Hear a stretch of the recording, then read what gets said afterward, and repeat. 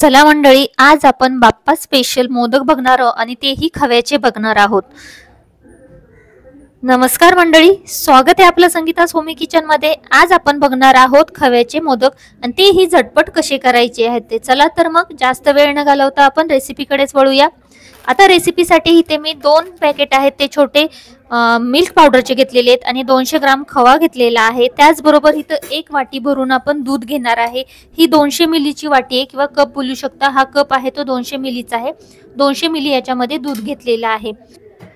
आता इथं मी साखर घेते। साखर इथं मी अर्धा कप घेते। अर्धा कपाला पण थोडीशी कमी घेते। आपण हे मोदक करणार आहे ते गोड अजिबात करणार नाही, थोडेसे अळणी करायचे आहेत म्हणजे खायला खूप टेस्टी लागतात। खोवा असल्यामुळे काय होतं, खव्याला आधीच गोडपणा असतो आणि त्याच्यामध्ये साखर जास्त पडली तर ते मोदक मग एकदमच गोड गोड लागतात। त्यासाठी आपण इथं कमी गोडवाले मोदक बनवणार आहे। आता एका कढई घेतलेली, त्यामध्ये दूध घालून घेतलं आणि दूध छान असं उकळवून घ्यायचं। थोडंसं दूध आटवून घ्यायचं। बघा इथं तर दूध आटलेलं आहे, चांगली उकळी आलेली आहे। आता याच्यामध्ये आपण जी मिल्क पावडर घेतली ते 2 पॅकेट घेतलेले एव्हरीडेचे, हे 10 रुपये वाले पॅकेट आहेत। मी 2 पॅकेट घेतलेले आहेत ते आता याच्यामध्ये घालून घ्या। कमीत कमी हे 15 ग्रामचे पॅकेट आहेत म्हणजे 30 ग्राम इथं आपण मिल्क पावडर घालून घेतलेली। तुमच्या आवडीनुसार कमी जास्त करू शकता। त्यानंतर याच्यामध्ये जी साखर घेतली होती त्यातील साखर घातली, थोडीशी मी शिल्लक ठेवलेली। ही साखर आहे ती गोड आहे आणि मोठी जाड साखर आहे, त्यामुळे अर्ध्या कपाला पण मी थोडीशी साखर घेतली होती, त्यातील थोडीशी बाकी ठेवलेली आहे। त्यानंतर 1 चमचा वेलची पावडर घालून घेतलेली। दूध आता आपलं इथं आटलेलं आहे, इथं बघू शकता घट्ट असं दूध झालेलं आहे। आता इथं आपण काय करूया, दुधाला छान अशी उकळी काढून घेतलेली आहे आणि आता आपण याच्यामध्ये जो खोया घेतला होता किंवा खवा घेतला होता तो खवा आता याच्यामध्ये घालून घ्यायचा आहे। एकदम फ्रेश असा खवा आहे, बघा इथं एकदम पांढरा शुभ्र दिसतोय आणि एकदम सॉफ्ट आहे, म्हणजे हा एकदम फ्रेश असा खवा आहे। आता याच्यामध्ये आपण हा कुस्करून अशा पद्धतीने घालू शकता।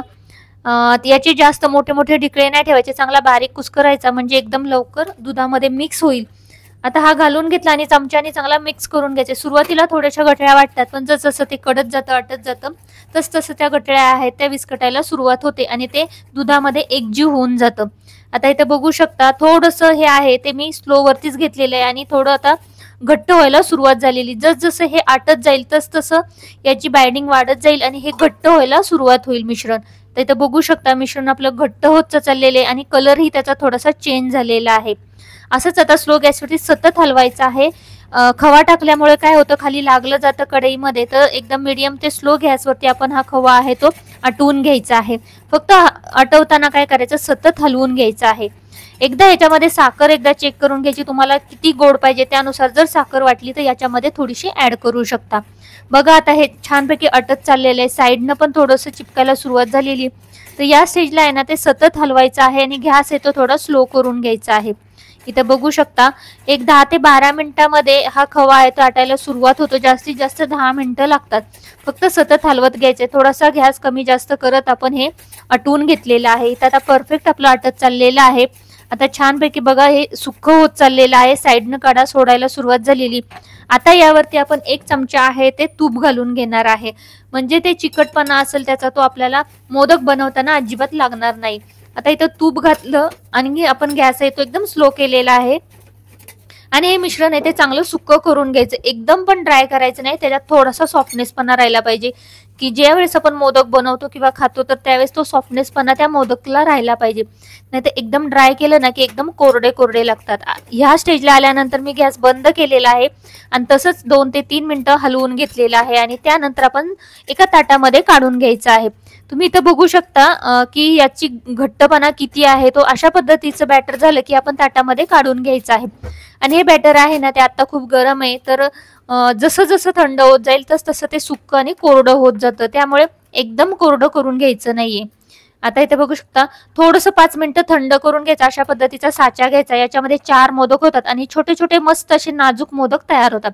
याला मी तुपाचा हातातनं लावलेला आहे आणि त्याच्यामध्ये आता आपण हे जे खव्याचं सारण आहे ते भरून घ्यायचे। अशा पद्धतीनं साचा बंद करायचा आणि वरून दाबून भरून घ्यायचं। पूर्ण आतपर्यंत दाबायचं म्हणजे मोदकचा आकार आहे ना तो परफेक्ट येतो। जो टोकापर्यंत आतपर्यंत दाबलं सारण तर मग व्यवस्थित आकार आपल्याला दिसला जातो। अशा पद्धतीने आपण हे भरून घेऊया। शक्यतो जे खोवा आहे तो गरम गरम असताना नाही मोदक करायचे, कारण की तेव्हा ते चिकट असतं। थोडंसं थंड करायचं आणि त्यानंतर मोदक करायला घ्यायचे, नाहीतर मग ते हाताला थोडेसे चिपकले जातात। आता बघा आपले काय मस्त अशा त्याला लाईन्स पण पडलेले आहेत आणि छोटे छोटे नाजूक असे मोदक आपले तयार झालेले आहेत. आता इथं तुम्ही म्हणाल तर मोदक आहेत ते एकदम झटपट तयार होतात आणि कमी साहित्यामध्ये तयार होतात. त्यामुळे हे मोदक तू कोणी पहिल्यांदा जरी करत असेल तरी इझिली करू शकतं. आणि आता गणपती बाप्पांचं आगमन झालेलंच आहे, तर अशा पद्धतीचे मोदक नक्की बनवून बघा. अप्रतिम असे मोदक तयार होतात आणि घरच्या घरी झटपट तयार होतात. आपले उकडीची ही मोदकच्या रेसिपी 2 मी यूट्यूबवरती अपलोड केल्या, त्याही तुम्ही पाहू शकता. अप्रतिम त्याही रेसिपी आहेत. मोदकला कळ्या कशा पाडायच्या आहेत किंवा मोदकचं सारण कसं तयार करायचं आहे, तर त्या सगळ्या टिप्स मी त्याच्यामध्ये दिलेल्या आहेत. आता बघा अशा पद्धतीने आपण हे मोदक करून घेऊया. बघा काय अप्रतिम असे मोदक तयार झालेले आहेत. खूपच सुंदर. तुम्हाला ही रेसिपी कशी वाटली ते नक्की एक कमेंट करून सांगा. आवडली असल्यास चॅनलला लाईक, शेअर आणि सबस्क्राईब करायला मात्र विसरू नका.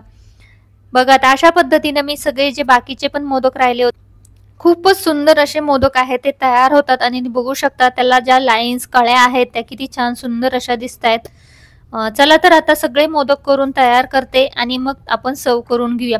प्रत्येक वेळेस इथं मोदक तयार करत असताना आतमध्ये तुपाचा हात लावायचा, म्हणजे जे सारण आहे ते आतमध्ये चिपकले जाणार नाही आणि व्यवस्थित मोदकला आहेत त्या कळ्या पडतील आणि व्यवस्थित मोदक आपले बाहेर निघाले जातील. बघा मंडळी काय अप्रतिम असे आपले मोदक तयार झालेले आहेत. यावरती तुम्ही कलरनी सजावट केली, म्हणजे थोडासा याच्यामध्ये थोड्या पिठामध्ये कलर टाकून तसे केले तरी चालतात, पण असेही खूप सुंदर दिसतात. तर आता तर मी हे देवापुढे ठेवते. आपले मोदक तयार झालेले. तुम्हाला ही रेसिपी कशी वाटली ते नक्की सांगा आणि या गणपतीमध्ये अशा प्रकारचे मोदक नक्की बनवून बघा. झटपट तयार होतात. आणि रेसिपी आवडली असल्यास चॅनलला लाईक, शेअर आणि सबस्क्राईब करायला मात्र विसरू नका. बेल आयकॉन प्रेस करा अशाच आपल्या काही इझी आणि सोप्या रेसिपींसाठी. चला तर मग एक कमेंट मात्र झाली पाहिजे तुम्हाला ही रेसिपी आवडली असेल तर. मंडळी याचबरोबर चंद्रकला, त्याचबरोबर उकडीचे मोदक, अनारशाची रेसिपी, चकलीची रेसिपी किंवा मग कोकोनट बर्फीची रेसिपी असेल किंवा करंजीची रेसिपी असेल, बेसनचे लाडूची रेसिपी असेल, तर त्याही तुम्ही संगीता सोमी किचन वरती पाहता येतील. तर नक्की बघा आणि व्हिडिओला लाईक करा.